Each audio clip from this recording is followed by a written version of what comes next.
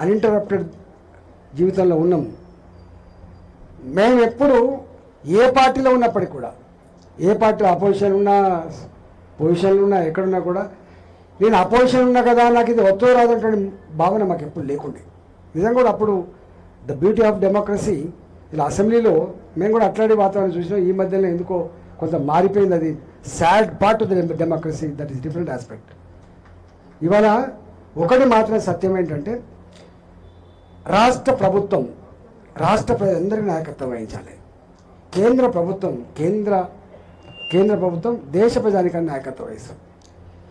ఒకవేళ కనుక ఇవాళ ఇక్కడి ప్రభుత్వాలు కనుక ఆలోచించినట్టు కనుక కేంద్ర ప్రభుత్వం ఆలోచించి ఉంటే సికింద్రాబాద్ రైల్వే స్టేషన్ అది 720 కోట్లతో ఎందుకు నిర్మాణం అవుతుంది?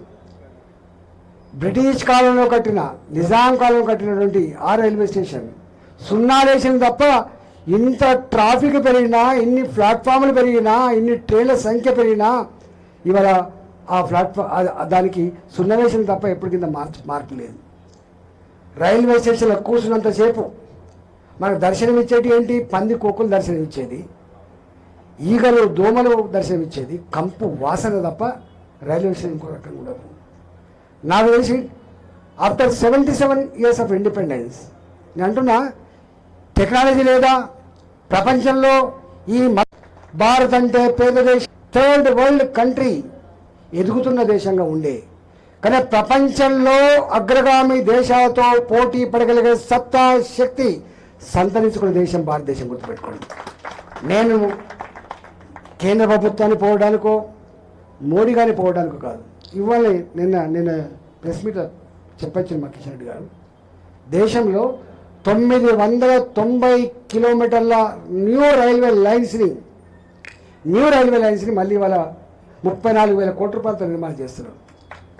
అంతకుముందు 2 కోట్ల 3 కోట్ల 5 కోట్ల గివ్వే ఆలోచించి తప్ప ఈవెన్ రైల్వే డిపార్ట్మెంట్ ఆల్సో నేను చెప్పిన చూసిన కదా, మొత్తం 200 కోట్ల రూపాయలు పెట్టి నేను హైవే నిర్మాణం చేసి రైల్వే పోర్షన్ దాదాపు 60 కోట్ల రూపాయలు అయితే 6 కోట్లు మాత్రమే ఇచ్చింది రైల్వే డిపార్ట్మెంట్, 6 crores ఓన్లీ. కానీ ఇవాళ రైల్వే డిపార్ట్మెంట్ ఒక పెద్ద గుణాత్మకమైన రెవల్యూషనరీ చేంజ్. ఈ ఆర్యూబీలు, చిన్న చిన్న అండర్ పాసులు, లేకపోతే ఆర్ఓబీలు కూడా 100% రైల్వే డిపార్ట్మెంట్ డబ్బుతో చేయడానికి ముందుకు వచ్చింది. గుర్తుపెట్టుకోండి, 100%. నేను మొన్న గుల్లపోచంపల్లి నేను మేడ్చల్ కాడ మొదలుపెట్టినా. మేడ్చల్ కాడ మొదలుపెట్టి ఆ రైల్వే అండర్ బ్రిడ్జ్ కన్స్ట్రక్షన్ అవుతుంది, చాలా రోజుల నుంచి ఆగిపోయింది. అది కూడా ఇరుకంగా కడుతున్నాడు. నేను వెంటనే అడిగినా, ఈ కాలంలో ఎందుకు ఇరుకంగా కడుతున్నావా, నువ్వు ఇంత నేరో ఎందుకు కడుతున్నావు? రేపు ఇటు విపరీతంగా ఎక్స్పాన్షన్ అవుతుంది, మీకు ఐడియా ఉండాలి. ఇవాళ న్యూలీ ఎక్స్పాండెడ్ సిటీ అంతా కూడా మళ్ళీ విడితి పెంచుకొని పని మొదలు పెట్టుకునే వేళ అప్పటికప్పుడే పక్కకు వచ్చినాం. గుల్లపోచంపల్లి ఒక పక్కకేమో కన్స్ట్రక్షన్ అయిపోయింది, యూటిలైజేషన్ లేదు, 20 కోట్ల 30 కోట్లు ఖర్చు పెట్టిండ్రు, యూటిలైజేషన్ లేదు. ఏంది అంటే 70 లక్షల దగ్గర అయిపోయింది. ఎవరు ఇవ్వాలంటే రాష్ట్ర ప్రభుత్వం ఇవ్వాలి. నేను ఈ 70 లక్షలు రాష్ట్ర ప్రభుత్వమా కేంద్ర ప్రభుత్వమా ఇంపార్టెంట్ కాదు. ఖర్చు పెట్టబడే డబ్బు వృధా అయిపోతుంది. ఆ డబ్బు అయినా ప్రజలదే, ఈ డబ్బు అయినా ప్రజలదే. ఇంత టెక్నికాలిటీలో వెళ్ళిపోతారు, మోడర్న్ ఉండాలి, ప్రొడక్టివ్ ఉండాలని చెప్తే ఆ డబ్బు కూడా మేము ఇస్తామని చెప్పింది రైల్వే డిపార్ట్మెంట్. రాష్ట్ర ప్రభుత్వం ఇచ్చేటువంటి ల్యాండ్ అక్విజిషన్ డబ్బు కూడా మేమే ఇస్తామని చెప్పిండ్రు, ఇవ్వాలని చెప్పినాం. అది వస్తే ఇంకొక వెంట కూడా బయటపడేటువంటి ఆస్కారం లేదు. అనేక మంది ఇంతకుముందు రాజశేఖర్ చెప్పినట్టుగా అల్వాల్ మనది డౌటన్ నుంచి వెళ్ళిపోతుంది, డౌటన్ చౌరస్ నుంచి వెళ్ళిపోతాం.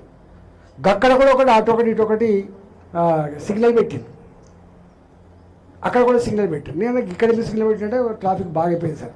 ట్రాఫిక్ జాబ్ బాగా అయిపోతే ఒక వెంట పెంచుకోవచ్చు కదా అంటే లేదు సార్.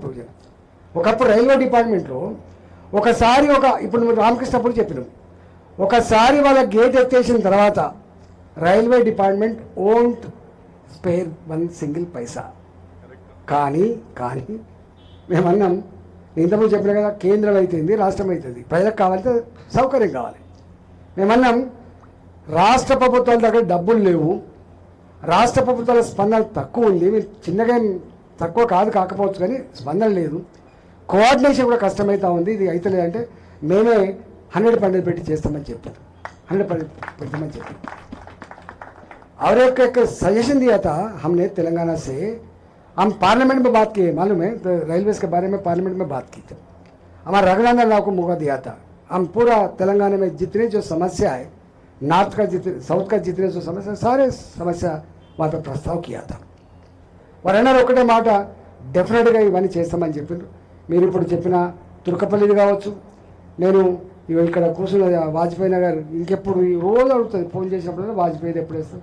हमारा कॉर्पोरेट एवरीडे पूछते रहता वाजपेयी नगर कितने साल हुआ सैंक्शन होके, वहाँ पे शिलान्यास भी हुआ था, ये इंसल्ट हो रहा हमको बोल के उन्हें बताता. पापा कारपोरेटर छोटा है, आपके पास नहीं आते, आपके पास नहीं बोल सकते वो.